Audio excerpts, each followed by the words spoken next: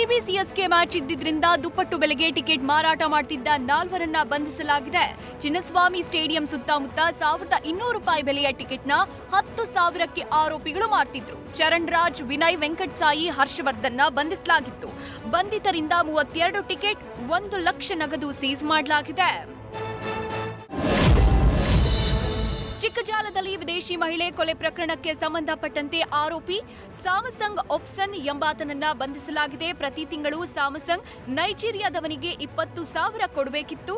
ಈ ಹಣವನ್ನ ಲೋವಿತ್ ತಿಂಗಳು ಸರಿಯಾಗಿ ವಸೂಲಿ ಮಾಡಿ ಕಳಿಸ್ತಾ ಇದ್ಲು. ಆದ್ರೆ ಲೋವಿತ್ ಇಲ್ಲದೆ ಇದ್ರೆ ಹಣ ಕಳಿಸೋ ಅವಶ್ಯಕತೆ ಇರೋದಿಲ್ಲ ಅಂತ ಆರೋಪಿ ಆಕೆಯನ್ನ ಕೊಲೆ ಮಾಡಿರೋದಾಗಿ ತನಿಖೆ ವೇಳೆ ಗೊತ್ತಾಗಿದೆ.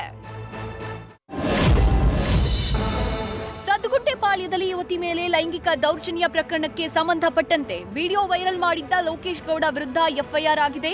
ಲೈಂಗಿಕ ದೌರ್ಜನ್ಯ ವಿಡಿಯೋವನ್ನ ಲೋಕೇಶ್ ಗೌಡ ಎಂಬಾತ ಫೇಸ್ಬುಕ್ನಲ್ಲಿ ಪೋಸ್ಟ್ ಮಾಡಿದ್ದ ಅನ್ನೋ ಆರೋಪ ಕೇಳಿಬಂದಿತ್ತು. ಇದೀಗ ಸಂತ್ರಸ್ತ ಯುವತಿ ನೀಡಿದ ದೂರಿನ ಮೇರೆಗೆ ಲೋಕೇಶ್ ಗೌಡ ವಿರುದ್ಧ ಎಫ್ಐಆರ್ ದಾಖಲಾಗಿತ್ತು. ವಿಚಾರಣೆಗೆ ಹಾಜರಾಗುವಂತೆ ನೋಟಿಸ್ ನೀಡಲಾಗಿದೆ. ನ್ಯೂಸ್ ಫಸ್ಟ್ ನಿರ್ಭೀತಿಯಿಂದ ನಿಮ್ಮ ಪರವಾಗಿ.